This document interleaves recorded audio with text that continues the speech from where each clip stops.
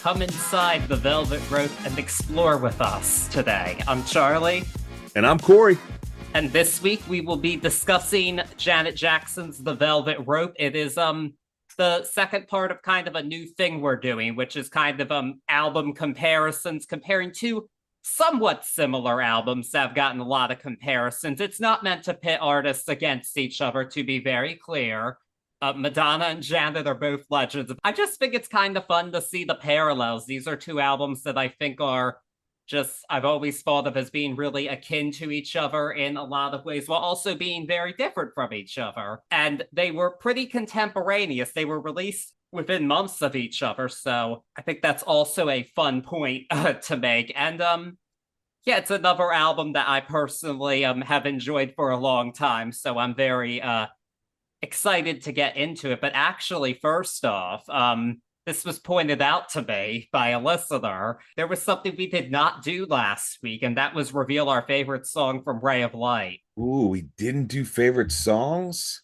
No. Okay, all right. Well then, I got to go back in my notes. I already know mine. It's an obvious answer, but it's Frozen. Because Frozen, heard that. Come on, it's Frozen. No, I feel you. I really love Sky Fits Heaven. I don't have my notes. I don't know what I picked, and that's why I'm like That's reading such like a which banger. one. I can't fault you for that. Yeah, I Like, think I what a had Sky song. Fits Heaven. I think I'm gonna go with my number 7, Sky Fits Heaven on that one. Not Yeah, Nothing Really Matters is oh my other one right there. So I'd have to go, but I'm gonna go Sky Fits Heaven on yeah. that. All beautiful songs, though, and I think this is another album filled with beautiful songs, and it's our second time doing Janet. If you haven't already, be sure to listen to our episode on the Janet Period album, which was this album's immediate predecessor, and I think a good starting point for where we're going with this one. So, yeah, the Janet Yeah. Period album, it was a sexual liberation album for Miss Jackson, and it was one where she really, on record, kind of officially dropped her last name, and she started just putting the name Janet on her albums because she wanted to assert her independence from her famous family, because not an easy thing to do when you're a Jackson, but she really wanted to show, like, I'm not riding the coattails. I'm my own artist, and I have my own things to say. And she did that, and a lot of people responded to it very favorably. The Janet album was a huge success and one of the top albums of its era. And as a result of that, when it came up for time to renew her contract at old Virgin Records, there was actually a bidding war between labels because Janet was such a hot property. But Virgin did win out, and they renewed her contract for a then record-breaking $80 million. That was an even higher contract than her brother actually had gotten, which is insane to think about. But Why so? Just because of the popularity of Janet Period? I think, I mean, she had a strong track record by that point. Like, Control and Rhythm Nation were also highly successful albums. And I mean, I don't doubt that Janet Period had to be one of the top titles ever for Virgin Records, I would think. Yeah.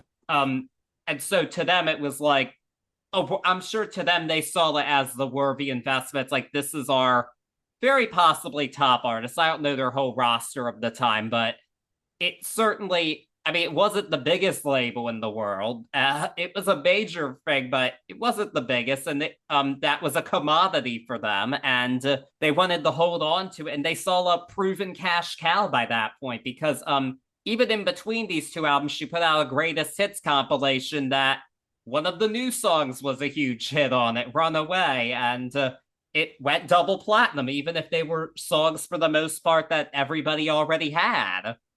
People still bought these songs repackaged. So again, I think it was just cash cow, and they didn't see it drying up anytime soon, so they went for it. Yeah, I can see cash cow there, especially. I'm not taking anything away from Janet, just talking the pure logistics of the 80 million. If you've got, I didn't realize that she had a compilation in between these two. If you drop a compilation and it soars, and you've got another one up your sleeve, then of course, you know. Yeah, there was no reason to think that the hits would stop after the Design of a Decade CD. Sure. was a success. So with all of this success, it did come increased pressure on Janet Jackson, a lot more attention specifically on her, outside of Michael or any of her other relatives. And it did bring up some old demons for her, particularly in relation to stuff like body dysmorphia and just feeling excluded for whether it was being black or overweight or whatever it may have been. A lot of these old feelings kind of came back, and she sunk into a depression, which was a thing that was really misunderstood by a lot of people at the time, because it's like, you have everything, how can you be depressed? And but the fact of the matter is she like didn't want to get out of bed. And as a result, this album took longer to record than any of her previous ones. The main sessions were done over a 6-month period, and the previous album was done in half that time. But she really just wanted to be introspective and write how she felt, and just be real with the listeners and take a risk. And her main, even despite the $80 million record contract, I mean, she was not entirely thinking about, I want to make a commercial record. It's also, I have all this stuff inside of me and I need to put this out there, and I hope people can relate to it. If they do, great. And I just hope somebody does. And well, that's what she said. I do think there are commercial considerations on the album, whether we want to admit it or not, because it is Janet Jackson we're talking about. So Yeah, I mean, she was in a terrible spot, a really, really terrible spot mentally. And even her producers, have gone on record saying she wouldn't show up to the studio for 5-6 days in a row. It was very hard to track her down. It was a very tough album to get out. On the flip side, she had said that something very akin to the fact of she dreaded, or not, I won't use the word dreaded because I'm paraphrasing, but she was fearing going in and singing these songs or / writing these songs, period, because this was an emotional release, whether she liked it or not. So these feelings were really coming up and a part of the process. I mean, it's already a part of the artist's process, the artist's plight, to be putting yourself out there almost naked for people to tell you how they feel about it. And then even at this level of success, to doubt yourself and have to create inside of that is a daunting experience alone. So I could only imagine being inside of such a hardcore depression and having to do such, not having to do such. Well, I guess she had to because of the contract, but doing such of a, and we get to use the word concept here because she did, you doing a concept album built on unloading all of this in hopes of a cathartic means. It's a very daunting task, to say the least. yeah. I couldn't imagine it. Yeah, but again, yeah, I do think it's very neat that they made this not just an introspective album, but a concept of it, because the Velvet Rope is a thing that you think of, like, it's the thing that separates the VIPs from everybody else. And to everybody, she's a celebrity, but she's saying, like, no, this is what's behind the Velvet Rope, and this is my reality.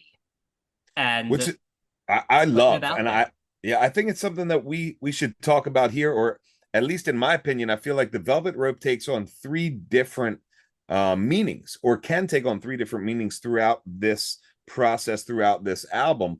The one you just talked about, which is for me the most literal meaning, and that of this velvet rope that we've all known, that behind it is the VIP experience, and then you get this velvet rope that you just were talking about, where she says, this is the velvet rope that keeps me away from everyone else, or anyone away from anyone else, keeps all the secrets inside. And that third one, I'm gonna keep that one in the pocket because it's later on in the album, and there's some things that build up to it. But I think that's one of the things I like the most about this album, is the ability to weave in and out of this meaning of the velvet rope and take us on this journey through her inner demons, pretty much. Yeah, that's what it is, and we run the gamut here. When it comes to inner demons, it's all kinds of stuff, and really stuff you might not even expect, but it is all here. And but regardless of how deep it was going to be, this was a highly anticipated album because of her previous success up to this point. And Time Comes album is released in October of 1997, and Virgin Records had high hopes for it, even though it was so confessional. I mean, Jimmy Jam even said like the record label loved the album and they put all their faith into it, even if some of it wasn't that commercial. They really believed in it and championed what we were doing. I think that says something. I have to give props to Virgin Records for saying, like, we believe in this and we're going to let you do what you want and not interfere too much. And I like that they did that. That's how you should do it. Especially when you're working with these veterans with track records that speak for themselves. Yeah, you got to let them sit back and say, all right, we got you guys. We know you're not going to let us down. We know it's not going to be the most commercial album, but go for it. I think that's huge.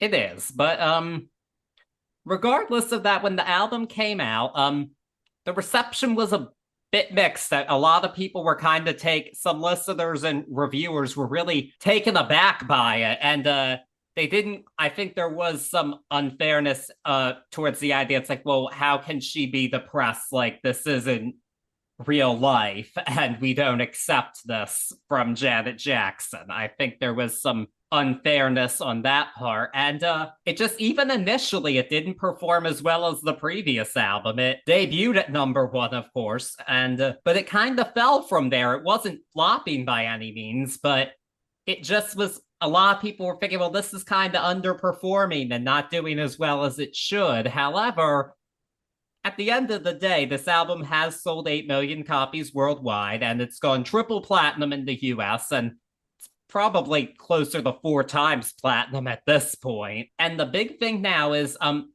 of the mixed reviewers, the retrospective appraisal of this album has been extremely positive, and a lot of people are now thinking she was really ahead of her time with this, and this is an album that its influences everywhere, and it's like any major pop and R&B artist of the past 25 years. If you can think of one, there's a good chance that they would have cited this album or something on it as an influence, or somebody else drew a parallel. It's everybody from Britney Spears to Frank Ocean. So, and now it's considered pretty regularly an all-time great. My opinion, hot tea take, if this album was released in this day and age, it would flourish way more than it did back then. And I love to hear you talk about the retrospective praise here, because I remember when this album came out. I don't remember the album in its entirety. I remember singles, but more than anything, especially being the huge Michael Jackson fan that I am, and especially that I was back then, I remember the way that the mass populace, or it seemed so to me, took her, was very wishy-washy and was very like, what, she's coming from this way, from that way, instead of this all-encompassing thought that she was putting forward. And I put that up to the thought pattern of the populace back then. People weren't talking about homosexuality the way we're talking about it now, open. People weren't talking about sexuality as open as this was. People weren't talking about depression. She was ahead of her times. I think that's great words to use on this. She was, in my opinion, ahead of her time as far as talking about stuff that people weren't talking about. And I just remember people taking a little step back. Even people that were in Janet's camp, as far as fans that I knew, I feel like took a step back, and they weren't really sure where she was coming from. And they were sort of, just in my opinion, the people that I know were sort of not quick to say that they were Janet fans, as quick as they were to say they were Janet fans before this album, because of the polarizing viewpoints here, that she, I think, did a great job in covering the bases and making everyone feel at home here inside of her demons. But back then, I feel like it was very much a take that we weren't used to seeing. Yeah, and this album came out the year I was born, so I don't remember what it was like, but I do have some extended family who are quite big Janet fans, and I have a few relatives who actually went to this tour, and like they just I mean, it just seemed like back then the talk of it was like this tour, like she was on top of the world, and it was such a great concert and such a great memory for like my two aunts and my cousin to go to. And I don't think this is necessarily their top Janet album. I think they gravitate more towards the two before it. Because that's just their listenership, because that's kind of the Janet they first knew was like Rhythm Nation and Janet period. That's what a lot of people thought of. And this wasn't that, but this was something that a lot of people did kind of claim as their own, though. And I think we talked about, like, we weren't talking about things like homosexuality and sexuality in general in the way we're talking about it now. And I think some of different groups than before really kind of gravitated to Janet after this. I mean, this album actually really cemented her as a gay icon to many because of the way she talked about homosexuality on this album. I read that, and it's wild to me. It's not wild to me that it's stuck like that, but I feel like there's more of an ambiguous sexual nature here.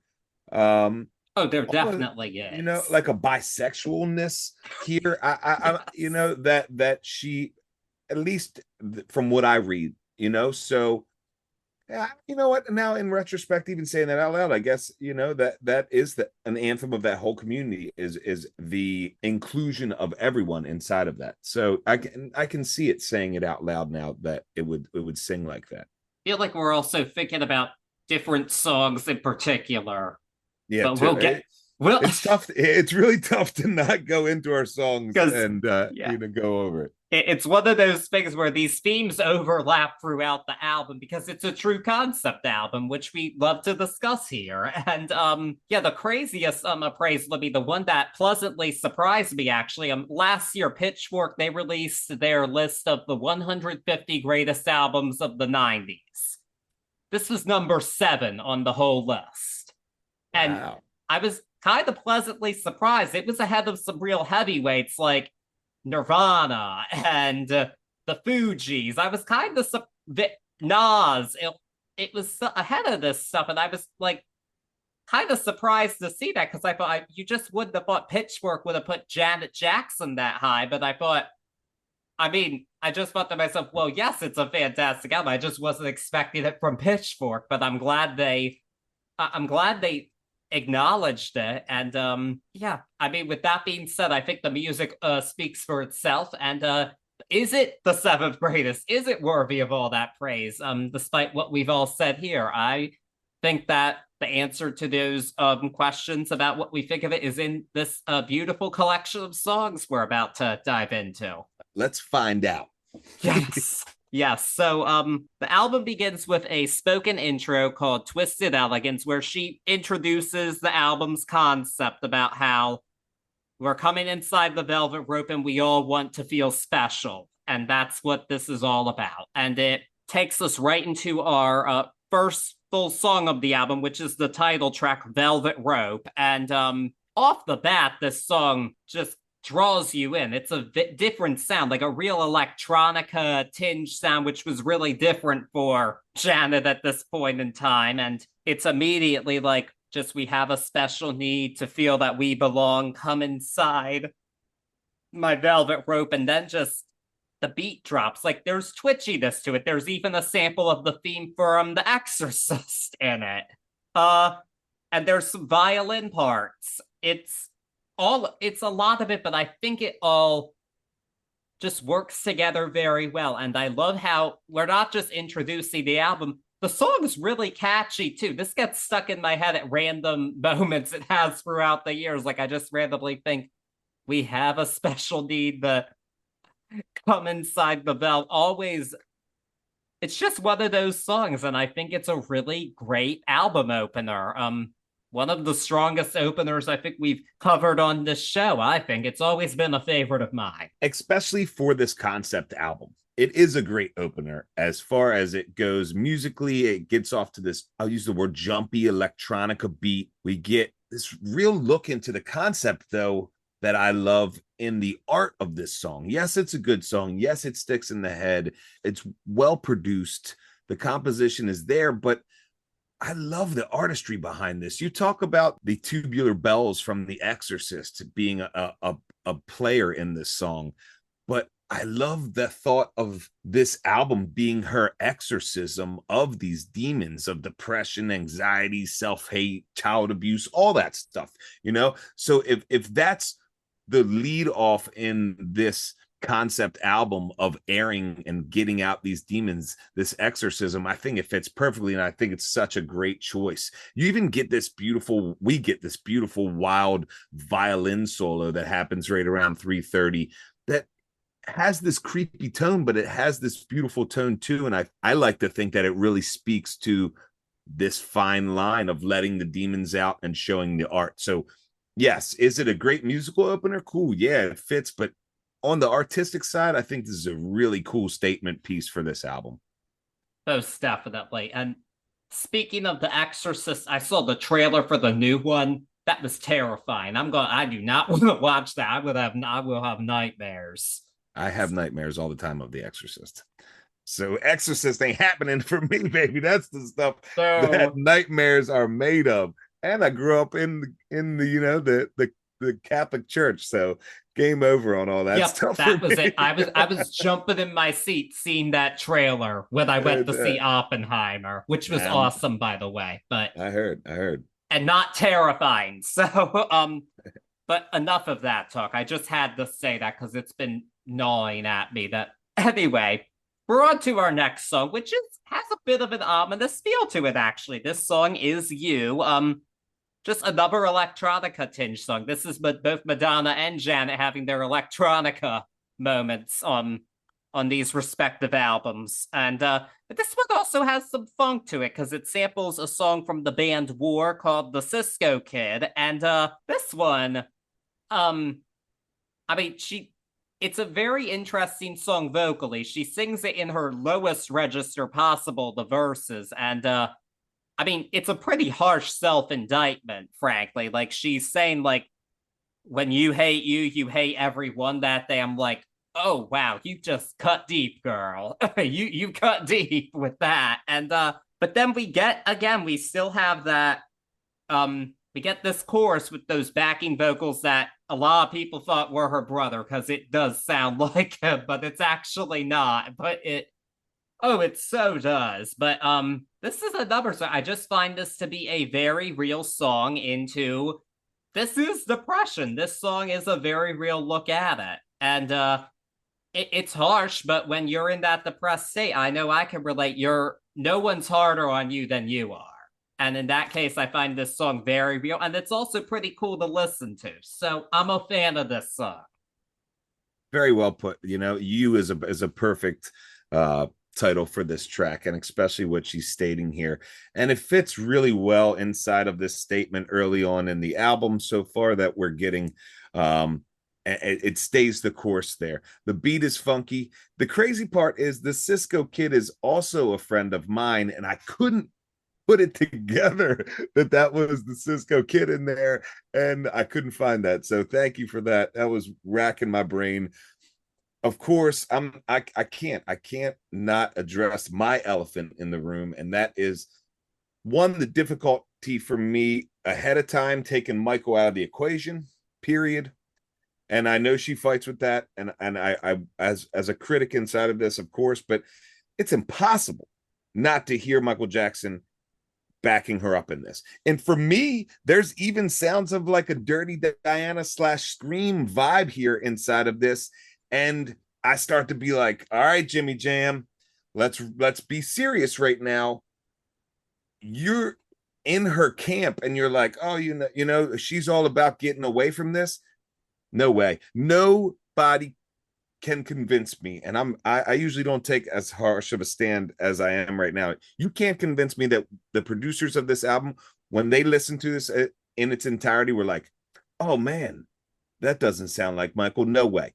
I have to believe that this is a conscious decision to piggyback the sounds for our unconscious listeners that they know we love. And it's tough for me. And this one, not as much as I'll get into later in the album. I'm not going to take away from this song on that. It's a cool, funky beat and it gets down. And I really love her statements in here. There's just, I mean, even like, you got to say what, I'm going to sing it like Michael Jackson, but you got to say what you want. You got to mean what you say. It's really reminiscent of this Michael feeling for me. And I don't want to feel like that because I really feel like the album sort of starts to really take off here at You.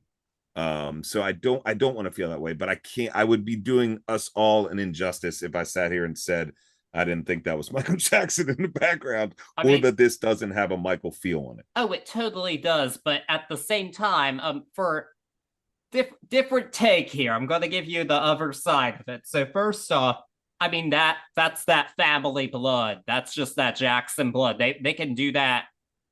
It's something you can't completely avoid. You just can't do it, first off. And second, this might, I wonder if it was intentional, because as a result, I wonder if this was intentional. People, when they heard this, they speculated and they thought, is she singing this song to her brother? I thought that about a couple different songs on this album. So it's cool to hear you say that. A lot of people at the time, and she said, oh no, it's about me. And she's like, oh, I don't know how they could think it's about him. But I listened to the song, I'm like, you really don't see that? Like, I think she's cannier than she puts herself out to be, for sure. And that's very clear here. And a part of me has to think they wanted some speculation and they got it here, because this is a harsh song. You could be singing this to somebody else. And I mean, her brother was not the most popular person in the world by 1997. There were a lot of people looking at him like, oh, wacko Jacko by that point. We're at that point of the Michael Jackson story here. So I hear you. I totally feel you on the it's in her blood. I guess my hang up on it is if you try to step away and do the Janet period and say leave it all behind and the Jackson thing, like that's why I put it on the producers. But maybe it is her. Very interesting. I just think she's cannier than some of what she says in her interviews from this time, from what I've seen quoted. This is not even the main example of that. We're not even close to it, but we will get there. Don't you worry. Now, before we proceed any further, of course, I have to remind all of you to subscribe wherever you're listening to us and give us a nice rating and leave us a nice review. Always appreciate it. And also follow us on Facebook and Instagram at Turntables and Tea Podcast, and on X, formerly known as Twitter, at Turntables Tea. It looks no different other than the name. It's so stupid, but I still search Twitter every time in my phone. But the artist formerly known as Twitter. Yeah. I like the other artists formerly known as much better, but I think if you've been listening to us for a while, I've made that very clear. But in the meantime, we are going to move on to a different song, which was actually the lead single on it, and no Michael influences on this one. This is takes off on some very different sounds. We go a bit folk and a bit hip hop with Got Till It's Gone. This song features a sample of Joni Mitchell's Big Yellow Taxi, and really it's used to form the base of the track. And it also features Q-Tip from A Tribe Called Quest. So a very different sound. Like, Janet Jackson had never delved this deep into hip hop before. By this point, we had not heard something quite like that here. But I have to say, I'm going to say it now, I think this sample is absolutely brilliant. It's one of the most brilliant samples I've ever heard. And not just because it sounds great, it does, but also because here is Janet Jackson making a confessional album, and she's sampling one of the all-time great confessional singer-songwriters. Somebody always credited as being one. Like, people even said to Joni Mitchell after she recorded her landmark album Blue, Joni, keep something to yourself. And that's what this is the Janet Keep Something to Yourself album. And it's pretty interesting to know because Janet's a long time admirer of Joni Mitchell, and honestly, a big part of why she might have cleared the sample to begin with was because some years before this, Janet Jackson gave a positive review of Joni Mitchell's 1988 album Chalk Mark in a Rainstorm. Joni actually said it was the nicest review the album got. And I think she appreciated getting some more praise for a later album rather than just, oh, blues, the best of all time. So that definitely gave her some respect and admiration for Miss Janet. And I'm sure, I feel like it did play a part in her allowing the sample for sure. Yeah, I also thought that maybe Q-Tip had a piece of that because he is a master of these beautiful old school samples in a tribe setting, in his setting, in any setting. But either way it came to be in this beautiful collaboration, it hits like no other. Man, what a genius sample inside of this. You added layers onto it that I didn't even realize were there. But musically, I've literally have goosebumps right now just thinking of this song. Such beautiful production here. Immediately, I went to check. I didn't even wait till the song was over for first time listen. Went to check if Q-Tip was producer on this whole album. And I was convinced that he was producer or had production credits on this track, which he ended up having, not on the whole album, but on this track. Just really beautiful composition here. It just tip top. This is up there, man. This is up there as far as what you do when you're trying to marry all these beautiful sounds. This Joni Mitchell, this Tribe sound, this Q-Tip sound. But I'm going to go out here, and also the third beautiful sound is this Janet sound, man. Her vocals come into this piece for me. They really remind me of a saxophone, and she just hits it so masterfully. Like the demureness of her sound is just so masterfully handled. It's very, very, very inspiring. And it, like I keep saying over and over again, it just fits over this Tribe beat. I keep saying Tribe beat. People that know Tribe Called Quest will know where I'm coming from. If you don't, check out our Tribe Called Quest. We haven't done them yet. Oh, we haven't done. That's right. We what discussed about? On the Nas episode, Illmatica's Q-Tip produced One Love, which was my favorite song on that album, actually. There you go. There you go. See, I always get mixed up with my love of Tribe. But yeah, if you don't know what I'm talking about with the Tribe beat, check that out. Check Tribe out. But this is such a masterfully put together song. And it just keeps on layering too, because in the Q-Tip verse, we get a little line that he uses in a song about love, about navigating through love, called Find a Way. And it sticks. The lines, now you want to go and do that, or now why you want to go and do that, love, huh? And he pops this in here twice. It just, this beautiful connection. It's a genius piece all the way through. Yeah, he's on his A game in this song for sure. That's that. There is no doubt. And anybody who says Joni Mitchell never lies is somebody I'm loving. I always love that. He put that in there twice. Yeah, we have yet to discuss Joni and Q-Tip in full on this podcast, but stay tuned. I think we walked into it. We have to now. We have to now. We've talked about it so much that I thought we did it. That's how crazy that is. We've danced around it, but haven't done it yet. So, yeah, man. So many albums to discuss. So many. I wish if we had time, we'd do this every day because there's so much to discuss. But anyway, so this was actually released as the lead single. And I mean, Virgin Records believed, no, this song is so good that it has to be the first single. And it did quite well internationally. In the US, it wasn't released as a physical like CD single, and at the time that meant it was not eligible to chart on the Hot 100. It only made it the 36 on the airplay charts, which okay, no, it should have been number one. admittedly, or at least much higher. But it did make it the number 3 on the R&B hip hop charts. Yeah, I was gonna So, say I feel like I heard this everywhere back then.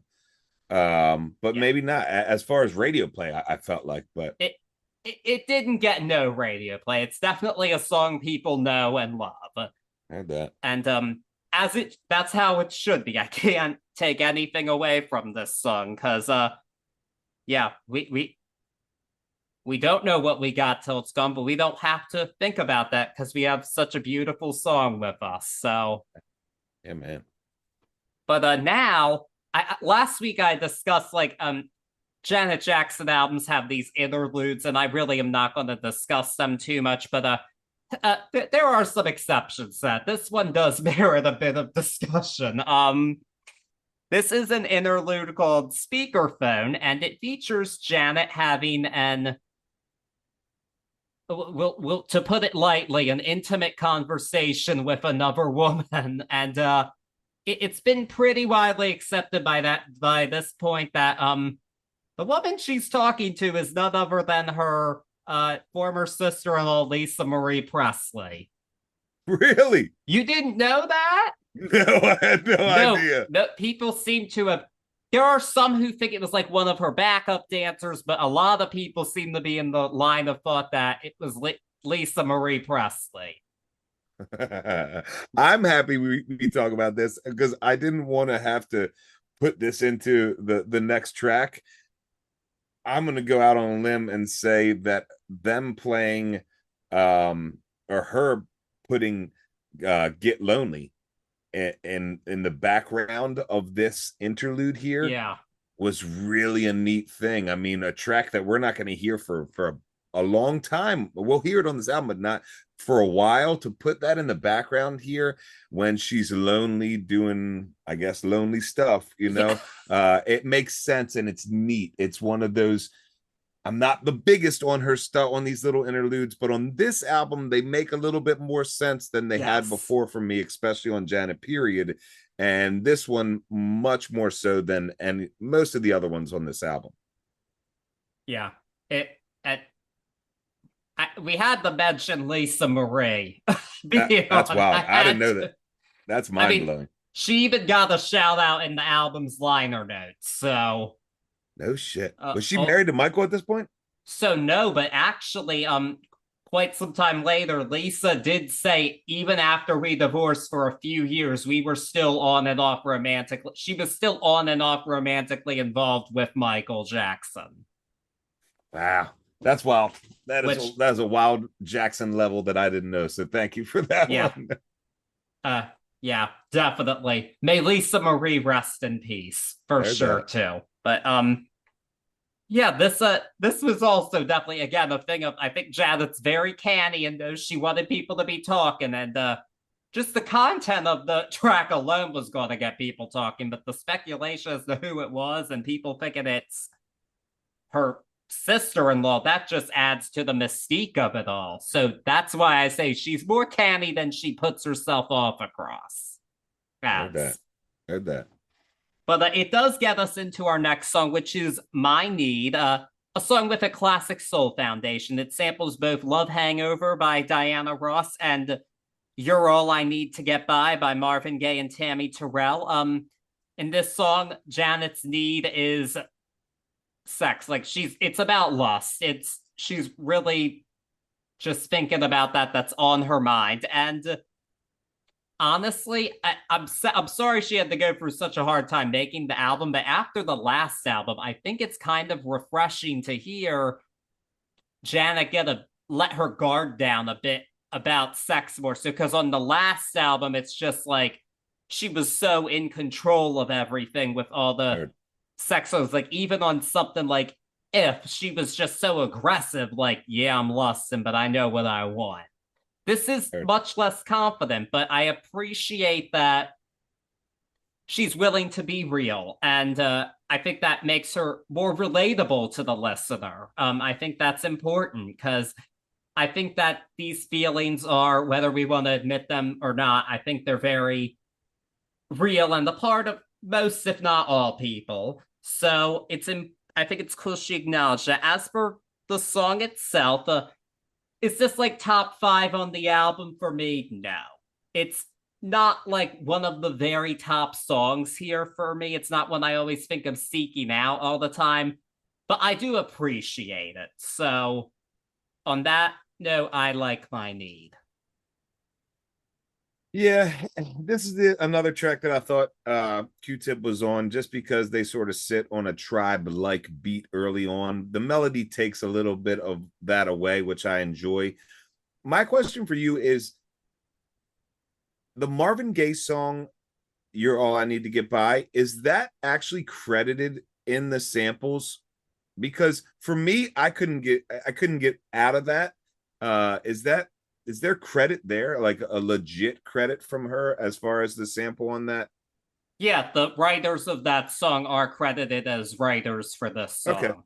that's cool. I didn't realize that because I mean, I Marvin just Gaye wasn't one of the writers of that song. Just no, I understand what you're yeah, saying. But it was just almost too close for comfort as far as the way that progressed musically. For me, for somebody not to get their flowers on that, but Janet gets some flowers on this. Like you said, it's not top of the album, but it's not a throwaway track. It's a cool track. It's handled well here.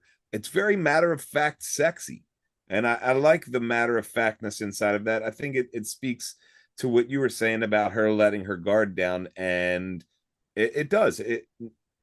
Thinking after you said that, it's way more approachable, almost sort of cuddly at that point, you know. yeah, most definitely. Yeah.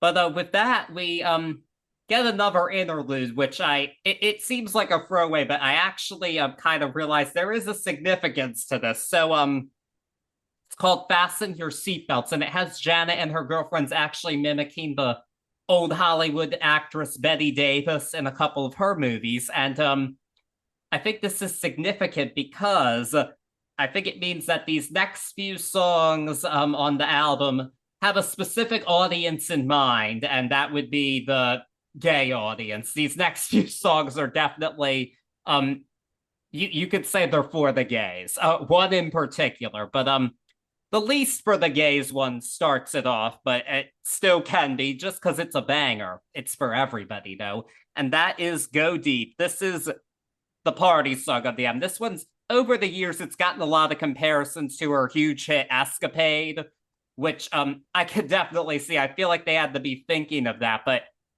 this is a more hip hop beat Escapade. Like it even has some elements of G Funk in it, which is um again really different for Janet Jackson at this point. Where did you What? get that? I bet you know me. I think all my thoughts are the best thoughts in the world. So is that really written out there in my notes? Yes, In my notes, I have almost West Side Gangster bass, reminiscent of like Warren G and Regulators. it does have that sound to it. It does. It does. And but either way, I think this is, in my mind, this is just a classic party song. It's just that happy, feel good song. And we do need that on an album like this. It can't be all part of letting your guard down is going out and having fun with the girls in Janet Jackson's world. I've just always really loved this song. It just exudes joy and happiness. And I remember my memory of this one. I had these guys who lived next to me in college, and they were always playing like the latest hip hop music. And this was my freshman year of college, and they were playing a song, and it was sampling this. I'm like, wait a minute, I know that, and it was Wale. It's like I was like, wow, it just shows you. I'm like, I love to hear the Go Deep sample, love to hear it. But yeah, this was actually the fourth single, but it also didn't get a commercial release, so it made it to 28 on the airplay charts, but should have been number one, in my opinion. But this one gets in there. It has an earwig characteristic here that really jumps. I love that about the composition. We've already talked about the bass, man. That bass, it's so funkadelic. I love it, man. It had me, I literally switched back to listen to a few West Side, just wild West Coast uh, funk masterpieces inside of this listening. So that's why I laugh and have joy that we experience the same there. This one is another super sexual one, and we talk about, going into this little grouping of songs. It's in there. There is a very, very sub in my opinion, a subconscious listener thing here, and that's this water drop. It's almost like a reversed water drop effect that they use inside this beat, and we're going to see it later again in this album. And at the risk of sounding crazy, this is a very feminine sound musically, and I thought I was going crazy until the end of this album, where in my opinion it goes up against a very masculine sound. So just something for the unconscious listener here, even inside of the sexualness. It's on all levels here, man. It's very borderline. I use the word hedonistic almost in this one, man. She knows what she wants. She's getting out there doing her thing, and I dig this one. I dig this. I agree with you. It should be up there, man. Yeah, a bagger for sure. But Yeah. the next one, we're actually, I wasn't kidding when I said these next songs were for the gays, because this one explicitly tackles homophobia. This song is Free Zone. It has 3 different classic funk samples in it. And this one, it's not like in that it starts off with a spoken word kind of vignette that I really like. It's like guys on the plane, they're talking and everything was fine until he realized that the other woman was gay. And then we just go into pure dance funk, let's get free. And it's kind of like, it's a bit cluttered, but I feel like it's kind of representing her idealistic, like she wants this community to be free. Like that's what she's saying here. And then you just got a bit like, boy loses girl, boy meets boy, boy gets cute girl back. I might be messing it up, but it kind of is just this like kind of vignette where she's switching perspectives. And I think this is a really neat and powerful song in its own way. It's kind of hard to explain how it's powerful, in my opinion, but I think you have to listen to it to get why somebody would find this powerful. And I think this is the song in particular I was thinking of where this album cemented her as a gay icon. I think this song in particular really spoke to a lot of people who felt misunderstood about their sexuality, and they got this validation from Janet Jackson on this song on her album. And I think that really it meant a lot to people. Yeah, a validation, and also just a freeing moment for everyone. I like her use of the boy meets boy, then the next one, girl meets girl, then the next one, boy meets girl, because she's showing us the same exact situation every single time, and then exploding into this free zone. This composition is one of my favorite on the album, if not my favorite, only from a musical standpoint of, like, you say the power in this song. For me, the power in the song is its simplicity, one in the lyrics, but then in a musical standpoint, the power in this song for me in the composition is the complexity, because this is almost like almost like a improvisational jazz composition, Yes. but it's done with like Parliament funkadelic samples, and you said clutter, but this very matter of fact, in your face, on purpose clutter inside of this composition. Yeah. It's, oh man, this is an over and over again listen for me, more so for the musicality of it, but really powerful piece as far as just it's pure composition. Really well done. Production, just gold mine here.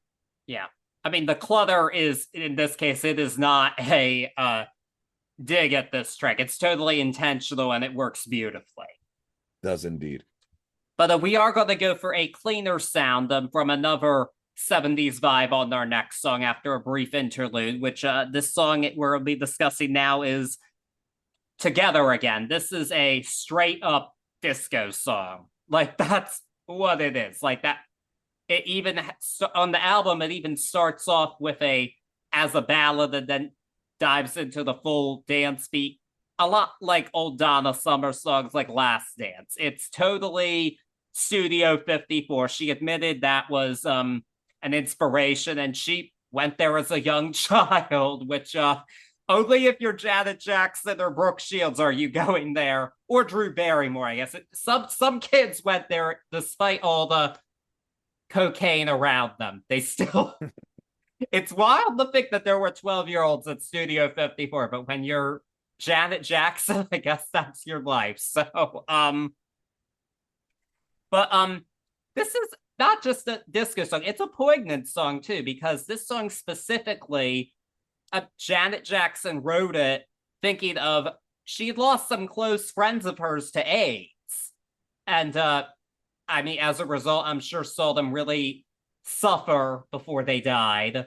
Because back if we go back to the 90s, it's really incredible the advances that we've made with treatment of HIV, but back 80s and 90s, it just wasn't there from what I understand. And people, the disease just progressed and eventually killed you, and you would develop other infections from it that would kill you. And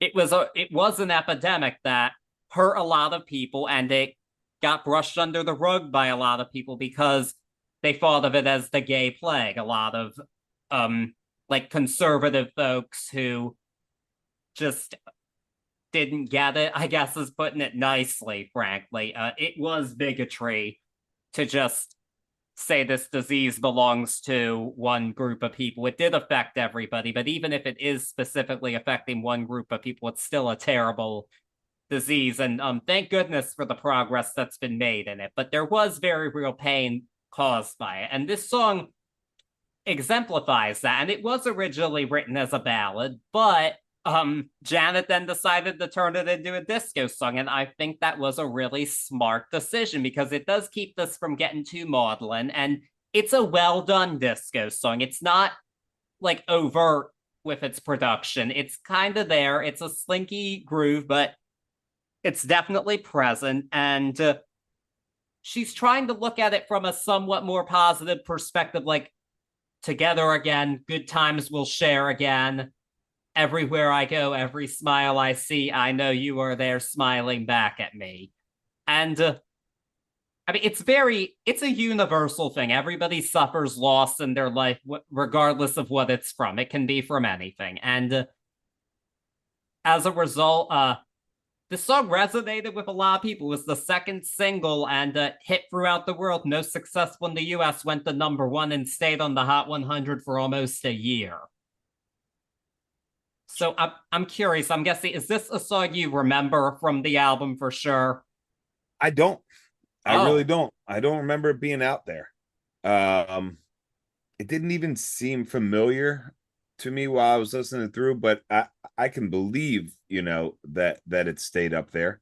I agree. I wholeheartedly agree with you as far as the beautifulness of the song. Starting off as a ballad, I think, was really cool. I love the harps in the beginning. I love her beautiful voice in this.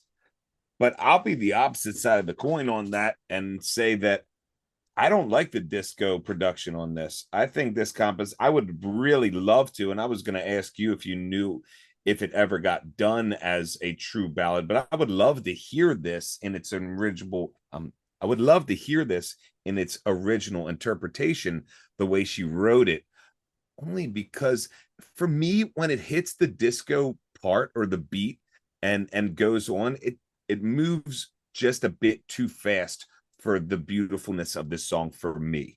I can understand maybe if it was a machine choice. And even you said maybe it was a happier way to look at it as far as with that disco beat, but I feel like this would have been a really, really super beautiful ballad from what I know of the melody throughout and the way I can hear the composition before it hit the disco-ness of the production. Just for me, that's probably my hottest tea take on this album. Is I would have loved this as a ballad. Yeah, and I mean, I think it would have sounded beautiful as a ballad. There's no doubt in my mind. I know this being a single, it did get a lot of remixes. Even I think the most beloved remix is probably the one DJ Premier did. He redid it in a hip hop style. So Okay. it proved to be a versatile song. And it's actually, I just found this out. The song was kind of found its way onto the soundtrack for the Barbie movie. A song on the album Barbie Dreams interpolates the song, and Okay. Janet, Jimmy Jam, and Terry Lewis all got writing credits on it. So it's like, well, there Nice. you go. This song, rearing its head all these years later. But now I'm going to get on a bit of a soapbox. If I didn't already about AIDS, this is another soapbox I'm about to get on. So it, by the way, I'm just saying it has been proven that after her halftime show incident, Janet Jackson was blacklisted, and Les Moonves of CBS did go out of his way to interfere with her career. That's been proven. And as a result of that, I just remember thinking about this because when I was a kid, I felt like a lot of big late 90s hits were still in pretty decent rotation into the early to mid 2000s.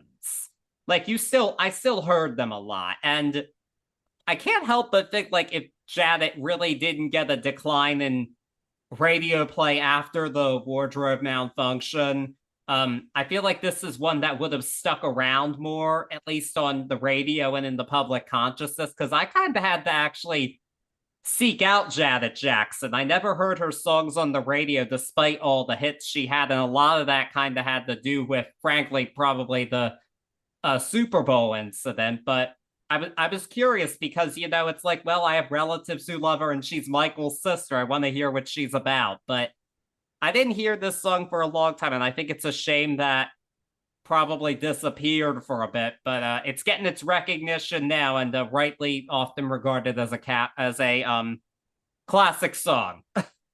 Heard that. So Yeah, you gotta wonder. That's a sad question, but you gotta wonder.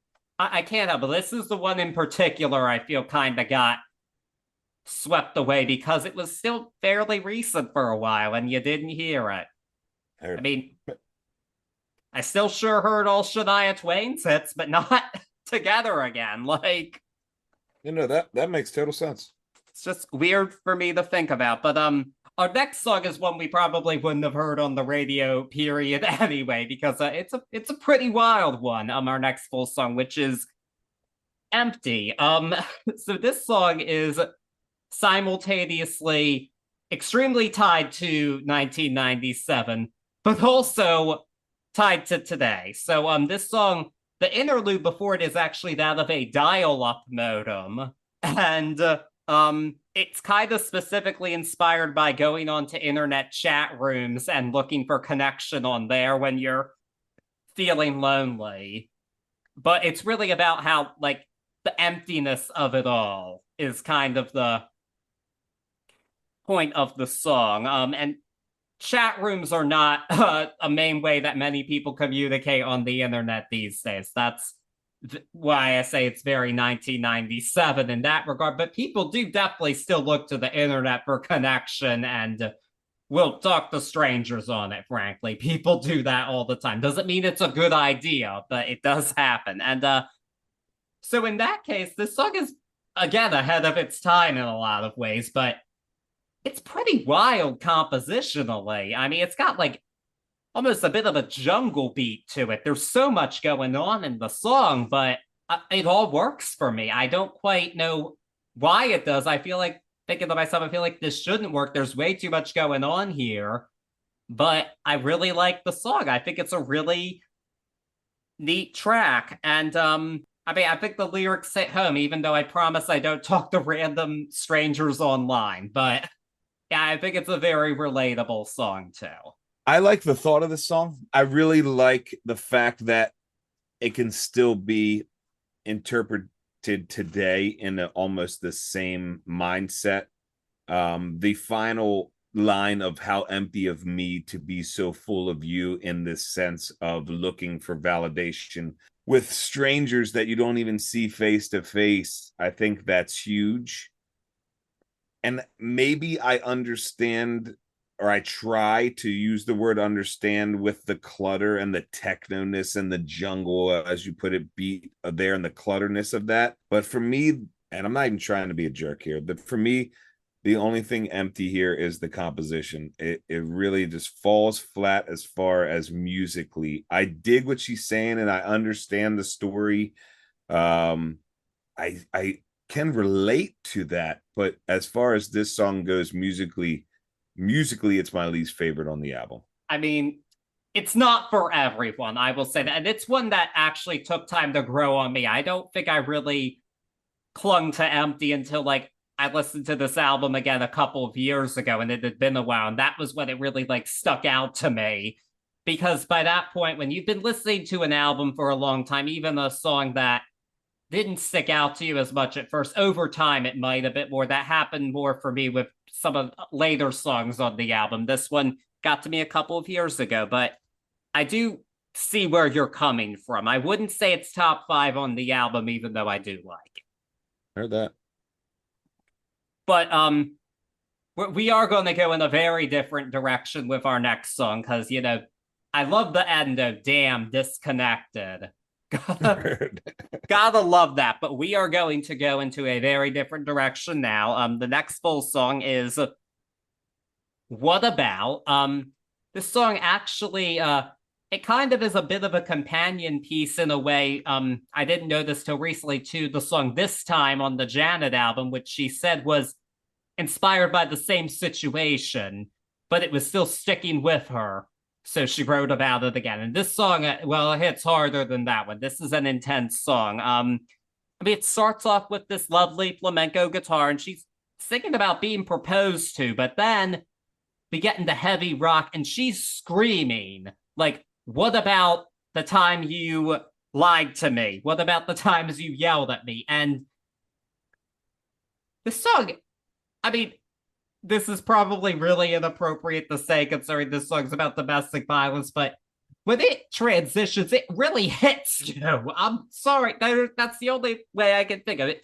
Gets me every single time. I think this is such a powerful song, and it's the key of it is in that transition. I think it's genius, and it could have gone so wrong, but it gets me every single time. And I have to say, her live performances of this song during the era, like on the tour, they were quite intense.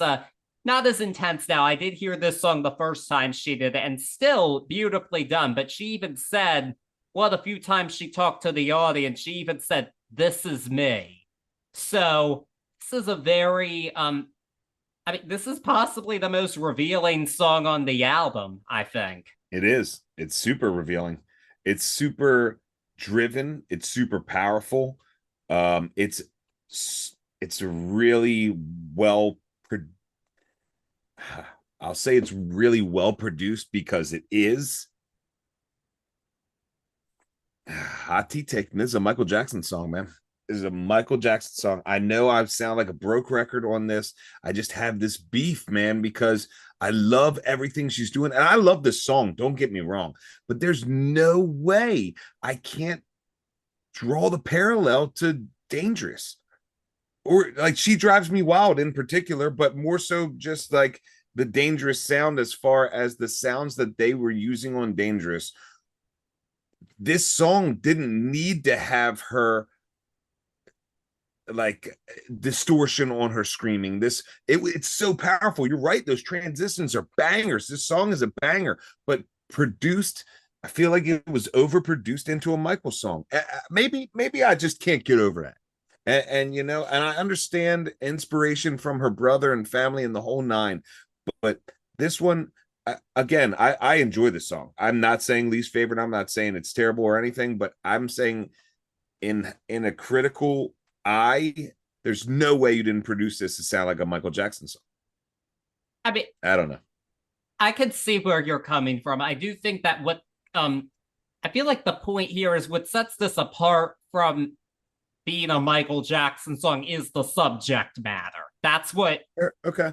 I think that's what really sets it apart. In my opinion what it does. So, but I do see where you're coming from. Like, this does have that vibe of the more guitar driven Michael Jackson songs out there. Like, I Must definitely see what you're saying there. I mean, it's I hard not to think of that. yeah. And I don't, I'm not trying, again, I'm not trying to take anything away. We even talked about it earlier on this album of songs that I thought she was singing to her brother. I even started to, because of the way it was produced, started to really go down this rabbit hole of, is she singing as Michael Jackson right now? Maybe she's singing as Michael Jackson. Maybe she's paying homage to him and then singing about his tribulations, this stuff that she saw him go through as well. I'm not sure if that's the case. I Actually, I don't don't think that's the know. I case think at she's a all. But survivor of yeah, domestic yeah, abuse. exactly. But I'm as afraid. well, as well as Michael, and child abuse and the whole nine. But long story short, it's just tough for me to separate there. Great song though. I don't get me Yeah. wrong, please, I please. mean, it's one of those things where it's like, yes, it sounds like this song, but why would we like complain about it sounding like a Michael Jackson song? That's not a bad thing because it still sounds like it means it still sounds great. It just is a bit derivative musically, and I think that's a fair point. I think what sets it apart is the subject matter, but that's a wild interpretation. I've never heard that before. I definitely took it about as she's a survivor of domestic violence and is singing about it on her record. And that was pretty gutsy of her. And it got a lot of people talking. But not everything is going to be as intense. In fact, it won't be again on this album because we are now in our sedate ballad section of it all. We're getting to that now. And it begins with Every Time. And this one, it's a contemplative song about being afraid of falling in love. And the song this sounds like is one of the number one hits from the previous album again. Like, and this is one I know she says, like, I wasn't thinking about what people were expecting commercially. This is one I wouldn't say it's necessarily the machine, but I think that she knew, listen, Virgin Records signed me, renewed my contract for $80 million. I should probably give them something that could be a hit. This song on the previous album was a huge hit, one of the ones people love. I mean, I definitely, a part of me has to think like she went in writing again part two. Like, that Sure. is a part of it, but at the same time, it's one of those things where why would I complain about a song that sounds like again? Because I think that's a beautiful song and it resonated with a lot of people. And it's not the exact same song. There are some differences in its composition that I think are enough to set it apart a bit. But and I do think that it's well sung. I mean, Janet, she's not the showiest vocalist, especially on like some of her '90s R&B peers that had huge voices like the Whitneys and Mariahs and some of their wannabes. She's not that singer, but she can certainly sell a ballad if she wants to. And I think she does it here. I think kind of in more of like the vocal tone here kind of reminds me of like a Diana Ross a bit. But I like that because again, why would I complain about you sounding like that? But interestingly, this was the final single from the album, which makes sense. As I said, I think this was written to be a single, but I mean, it got almost no promotion. It wasn't even performed on the tour for the album except for the last date. And it completely missed the Hot 100. Made it to 125 overall, which I think it deserved better than that. I'm not saying it needed to top the charts, but I don't think it would. I think this should have gone top 40. I, not 125, but yeah, I'm not sure what quite happened there. It's surprising how beautiful this song is for it not to be up there. Yeah. Yeah. I That's mean, a crazy one. Yeah, this is the most ready-made hit on the album, in my opinion, easily. I mean, it's up there. It's up there. It's stunning that it didn't make it up higher than that. That's wild. Yeah. of all the songs on this album, you know. Yeah. Hmm. But it was a top 5 hit in Belgium and Iceland, though. So, I, There you go. There you hey, they go. had good taste, I think, then. I agree. I Uh, agree. I will say, but one small tidbit about this song, I haven't really talked a lot about the videos for this album because there's just so much else to talk about with the music. But the video for this was actually kind of influential because it has Janet bathing in a lagoon, and this bathing motif was later used in music videos by two of the biggest pop stars of the 21st century, Britney Spears and Rihanna. In fact, the Britney Spears song was her song every time, which is also a beautiful song. Really? See, I knew it was Britney right off, and I didn't know Rihanna, but you're telling me it was the same title? Yeah, a different song, Heard. but Britney was writing about JT, her apology to JT. Heard. That was actually a much darker video than Janet's, but it is a thing. That's wild. That is wild. Yeah. It is spelled differently, though. Every time is 2 words here. Brittany had it as only 1 word. There you go. There you go. But Whoever directed that video knew though. yeah, but Brittany had a much bigger hit with it too, actually. There you go. Yeah. But both beautiful songs. But speaking of other artists, we're gonna take we are now on to a cover song, which is Tonight's the Night. This was a huge hit in the 70s for Rod Stewart. And she changes the lyrics a little bit, but at the end of the day, this song definitely alludes to Janet Jackson being bisexual. Her covering this, because she is singing about like seducing a girl. That's and possibly a threesome. Oh boy. So as a cover, it's obviously got the more 90s R&B sound to it than Rod Stewart did. I think it's perfectly well produced and well sung. However, I do not think this has any real artistic merit. I know Janet tried to kind of say like this is some people's experience. I call bullshit on that. I think that Janet put this on to shock people. And she did. It did get people talking, but that's it. I don't see any use for this other than shock value. I mean, it's honestly, I don't think it's the best song to begin with. I know it was a big hit, but it's certainly not the first.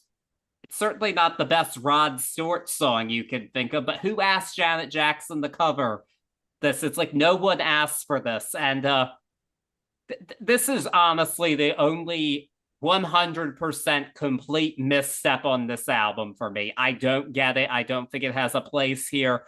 And even if you removed it, it wouldn't have hurt the flow of the album at all. Not one bit. I don't care for this at all. No, not one bit. It wouldn't have hurt it. This is the exact opposite of how you use the beautiful voice in Every Time. And to put it right behind Every Time, it falls so much more flat than it does even as a terribly put together cover. I'll be a little harsh here. The beat sounds like they composed it as an afterthought and almost like the two pieces were recorded at a different time. Not to mention the change into 231. It's just a weird change that brings us back in a weird way musically. I'm with you, man. For me, this and Empty are the missteps, but this is way more of a misstep than that. This is just, it's almost unbearable. I'm not trying to crap on anybody's parade or especially not take anything away from the beautiful Janet Jackson, but this one, man, this was. No. Somebody got fired over this, hopefully, because this was crazy, man. Well, Janet said, like, oh, the record company tried to talk me out of it. Well, I think she should have heeded their advice if that's true. Yeah, Virgin. Good looking out. Good But try. at the same time, you knew they had somebody knew this was going to get people talking. Yeah, but other than that, what It's does it still serve? You know? no, that's my thing. Yeah, That's why I don't like it. That's my main reason. It's like I know that's to me that's the only reason it exists.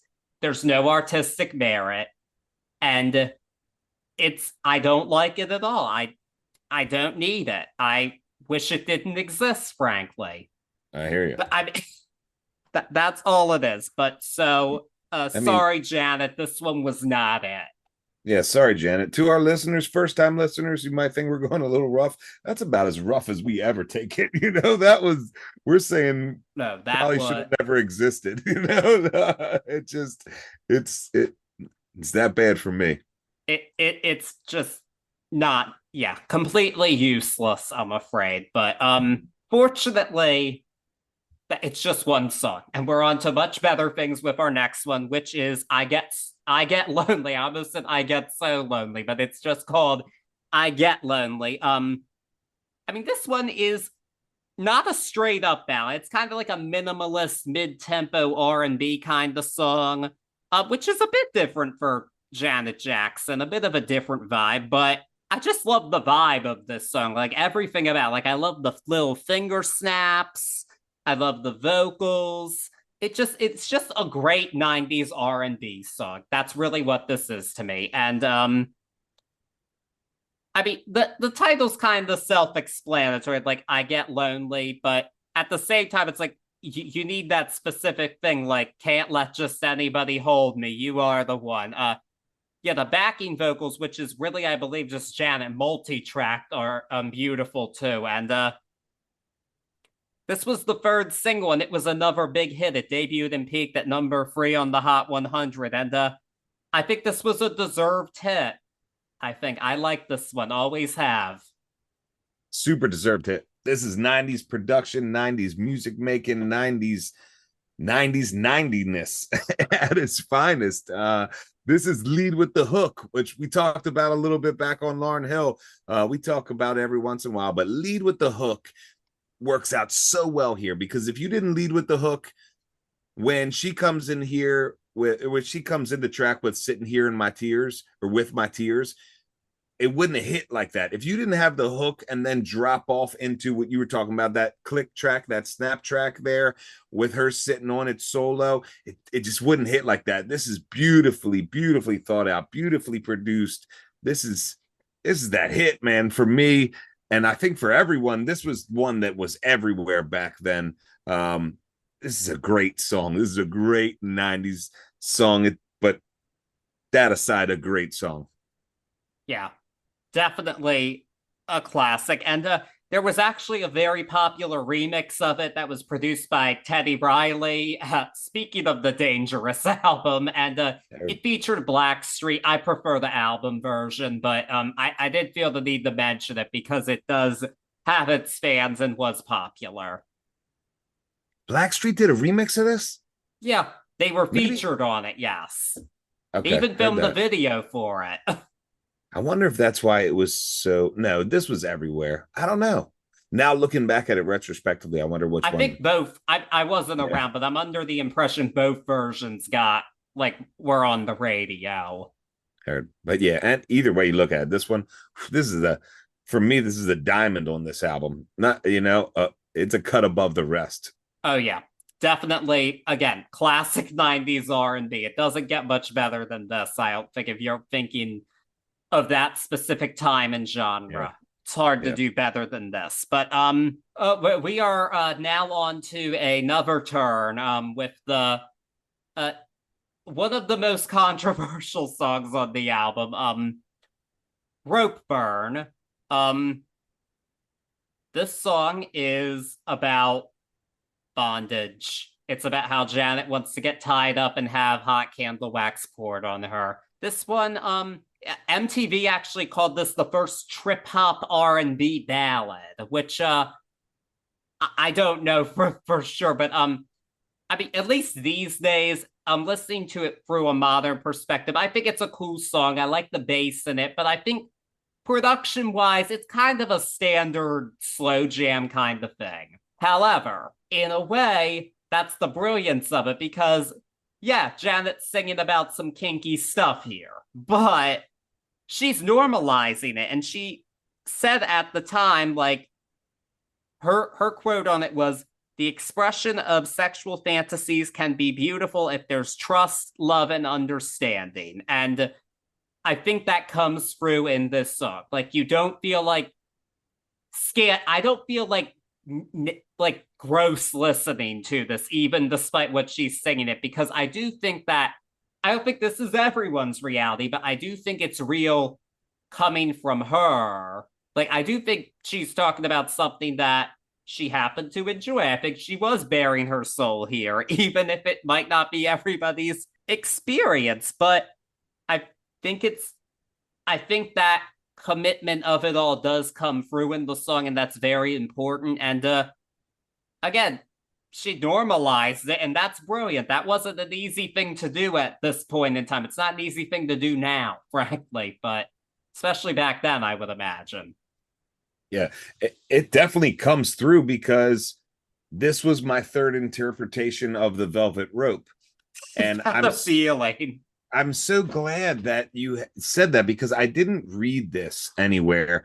But for me, this third iteration of the Velvet Rope artistically was such a genius move here because on paper or immediately as a listener, you can tell that this is a very sexual forward song. I mean, it's right there in your face. But if you're looking at her interpretation of this Velvet Rope as where her secrets lie behind or where our inner personalities lie behind, when you're asking a partner in this context for this light rope burn, that's what happens when we push up against rope. We get this rope burn. So this, for me, artistically, was her opening up to this partner, and getting that rope burn from that. And I really enjoyed that as a thought, as where this song was going. And I'm glad to hear that that was a conscious decision inside of, in my opinion, this genius songwriting on this level, because this isn't one that, or in my opinion, I don't think this is one that people would pick automatically as an artistic piece on this album just because they automatically think, it's just, bondage. I really like the artistic run behind this as a sexy, fun beat, as a sexy, fun bass line. This is where we hear that female wooder sound again, that I was talking about earlier in this self-conscious, I'm sorry, not self-conscious, in this subconscious listener aspect. This one is paired with a boing, almost, for lack of better words, that for me led to a more masculine thought as far as a contrasting sound they're used together in this track. I thought that was a pretty unique and cool little extra added there too, as far as the composition goes. This is a cool song. I enjoyed this song.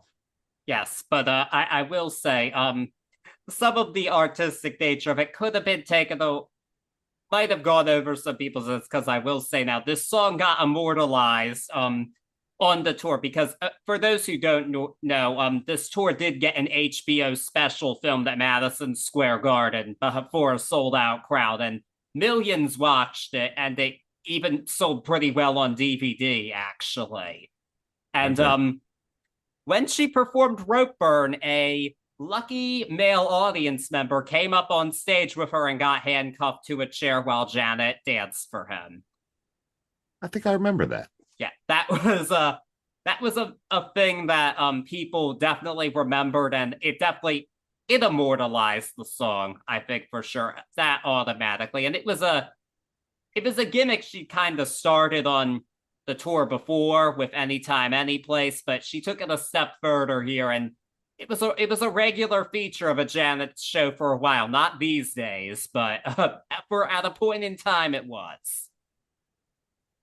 So there we have it, Rope Burn. So, but now we're on to another ballad, which this one is Anything. Another kind of trip hop electronica vibe here.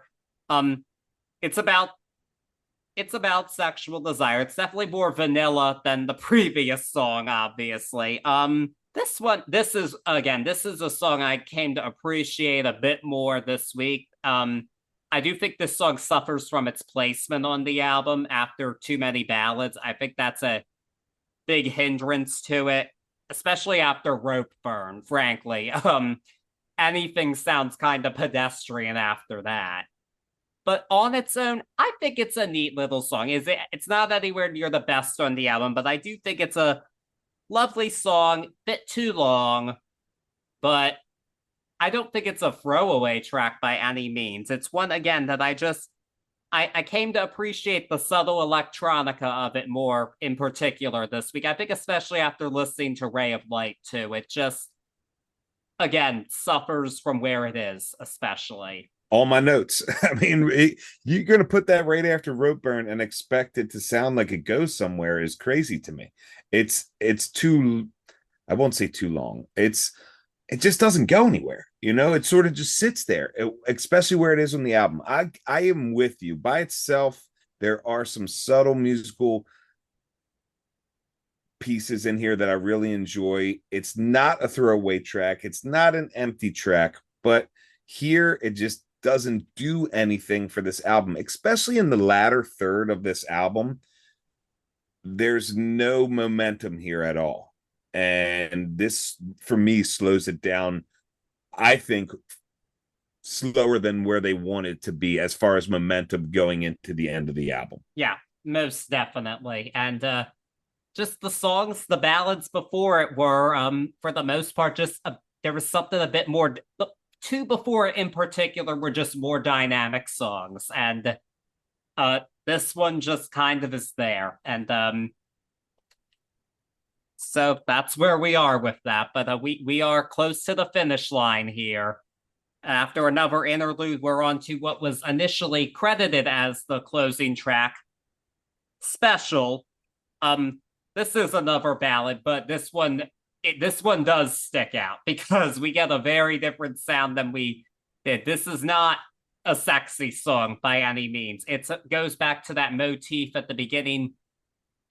We all have a need to feel special. That's the whole point of this song.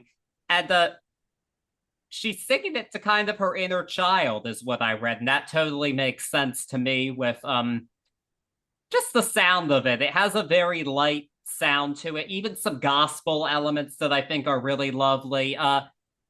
This is one, again, I think it could have been really trite.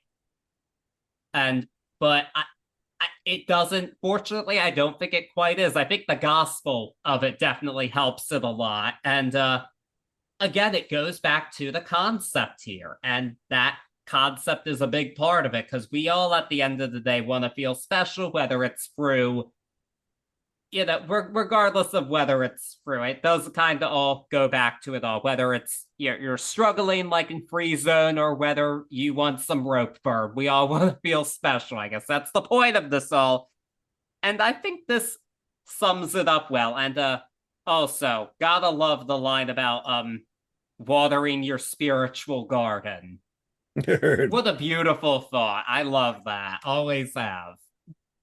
I'm right with you. Singing to her inner child speaks to this composition too, because it has almost like a childlike happiness to it.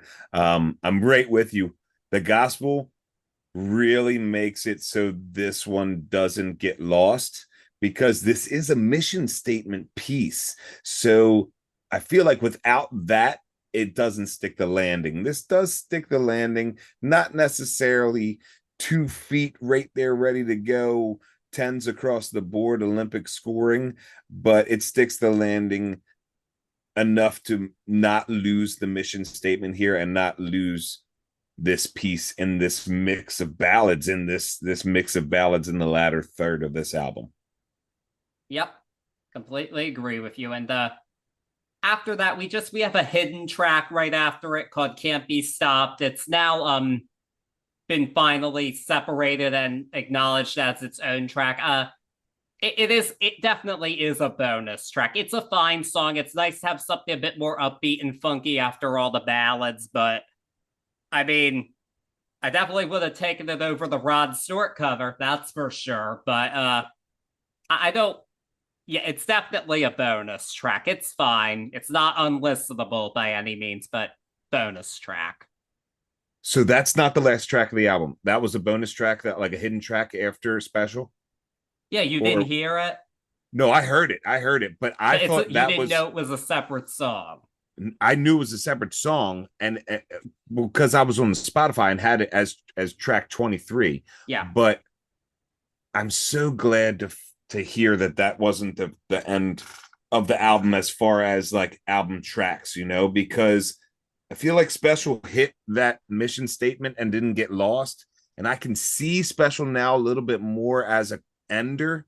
Can't Be Stopped lacks the power that we see, for me, lacks the power that we see throughout this album. And I thought this was supposed to be like some triumphant closer. And for me, it fell flat as a triumphant closer. If it's an extra, let it be. That's fine. Okay. But if yeah, you were trying to end the album on this, like this is your power triumphant tone leaving, then no way did this yeah. come No, close to that. it was not credited as a separate track when on Oh, like the initial CD of it. It just comes a bit after. Special is credited as the album closer. I'm so glad to hear that, especially for, oh my gosh, that great Yeah, for the concept. It screams so much more when you end with that soft special than this Can't Be Stopped. Can't Be Stopped is not powerful. Can't Be Stopped can be stopped by anything, and it's easily stopped by a click of my mouse because it is not, it's not there for me. Of course, I listened to it through and through multiple times, but it just, there's no power there. no, I'm so glad that that was an extra track. yeah, Whew. it's just a bonus track, so it's Yeah. okay. I It's had the so many more mean things to say about the that being on here as the closer that you guys yeah. don't have to hear. So It's kind of like, I mean, she did the same thing on the previous one with Whoops Now, heard if you remember that one, and it's Tiddlywinks. Tiddlywinks. Oh shit. So Oh man. yeah, but there are no Tiddlywinks here. We have now come to the end of the Velvet Rope. Wow, what a journey! What a journey. What a journey. In the same year as so many wild, just full on single artist, women artist albums. Yeah, It's a wild journey. A lot, everybody was finding themselves, it seems, which is cool. for sure in this era, yes. But yeah, it was crazy. I realized this is the like fifth album we've covered from 1997 alone. Heard that. I, 97 is a good year. there was a lot going on. There was a Heck lot yeah. going on between just in what we covered. We did a lot of it. I'm glad we haven't. Who knows? There might even be more in the future. But yeah, there we have it. The Velvet Rope. But I after we did the Janet album, I know you were not as big on that one as I was. I had an A minus, where you gave it a C plus. So with Yeah. that, I was like, I wonder what Cory's going to think of this one, but I still want him to hear it because it's a really neat album. And so with that, I'm very curious as to what your grade is for the album. My grade for this album, this was neat to hear in thinking of the year, as we were just talking about, as far as artists finding themselves and going in and finding out that I love the concept album. So to hear that Janet wanted to do a concept here, let's go through and get it done. It has beautiful high moments, really, really high moments that I used Cut Above the Rest, a diamond. I didn't say a diamond in the rough because I don't think it's that much of a rough, but the highs are really high here. On this one, I have to say some lows were really, really low for me. Empty's not my favorite. And for me, like we talked about, it's just, there's some low lows on this. I don't think they overshadow though. And I think that Janet really did a great job, especially now knowing that the final track is special. I think she did a great job in grouping. We didn't talk about this a lot, but she did a lot of grouping of feelings in here, a lot of songs that spoke to the same premise near each other, which is, in my opinion, very daring. And I think it went well. You can get a lot of overshadowing. We saw tiny bits of it throughout the album, but I think all in all, it hit its mark on the concept. I enjoyed it. You already said it. I enjoyed it more than Janet, period. And it almost got a C+. I'm not gonna lie, from me, but that was with it ending on Can't Be Stopped. So with this special ending, I think it has much more of a full package feel for me, and I'm gonna give this one a B. Righty. So as for me, I do think that this album has some. In the last spurt, I do not think we needed all ballads next to each other. I don't think that was the best pacing decision. And there are definitely songs here that are better than others. There was only one that I thought was a complete 100% misstep, and I hate it. And some other songs just aren't as, they're just not quite as complete. However, I have to say, this is a really strong concept album.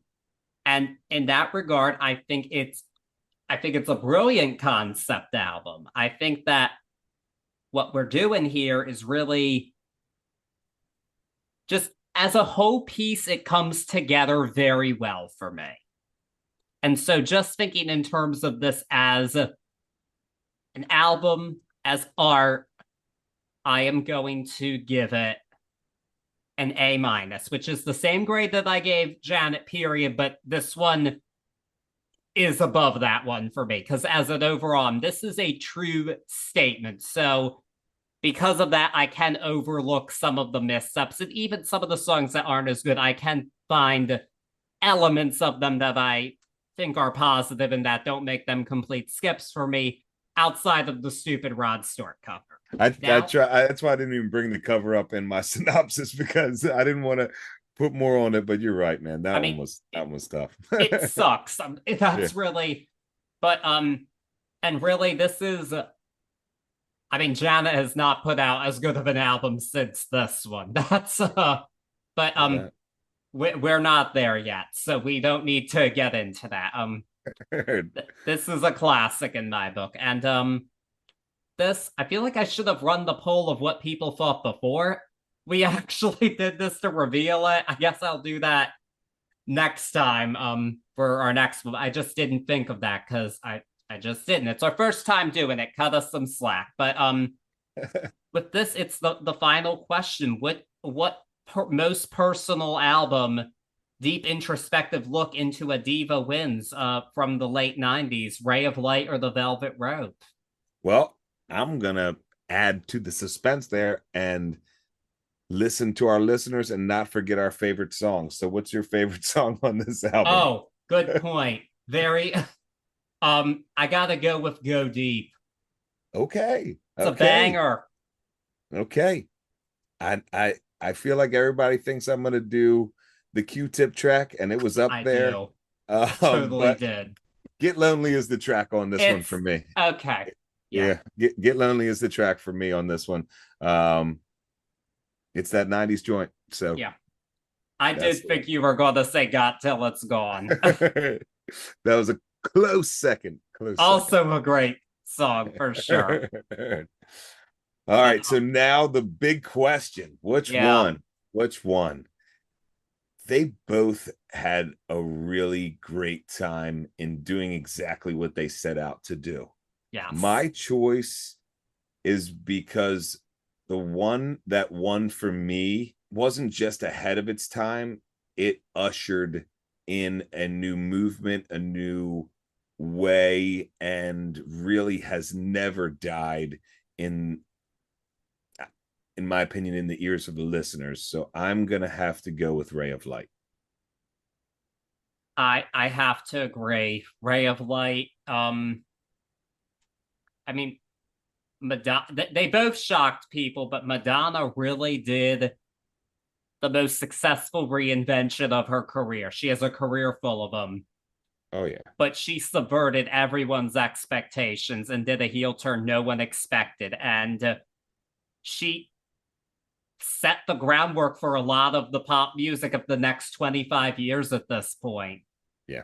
I mean, people, heck, at the time, people were saying Shares Believe. They were comparing that to Ray of Light, somewhat understandably. And ever since then, we've been hearing it. And it is just that thing that it's a benchmark for people. When people want to make a really confessional, introspective album, a pop star, that's the benchmark that they look to. And there is a reason for that. And it still sounds vibrant 25 years later. And it just, Velvet Rope does too, but it just loses a bit because of some of the pacing issues, and just some songs could be better, and there is a complete flat-out misstep that Ray of Light does not have. I mean, even I said Candy for Perfume Girl was my least favorite. There are still things about that song I can recommend.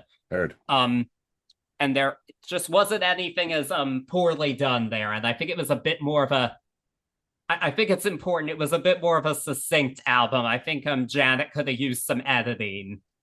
They didn't have to fill out every minute of the CD, but even if that's what they wanted to do. Heard that. But yeah, Ray of Light, it's that benchmark for a reason. But I'm so happy that we got to discuss both of these albums. Me too. And you know what? We're still going to put that poll out because we love to hear what, I still want to hear what that. you... Yeah. No, you've heard us now, so let's hear you guys. No, we'll reveal it at the beginning of the next one, but I know in between the episodes, I now need to do the poll in between to have a winner for everybody between them. But for the next rivalry, I know we are going to be staying in the 90s, but we are going to be taking a heel turn from the pop and R&B divas. So with that, I want you to introduce what our next album battle will be. Album battle. The next battle set up takes us back to the year 1993, where I'm going to steal a word out of what you were just saying, and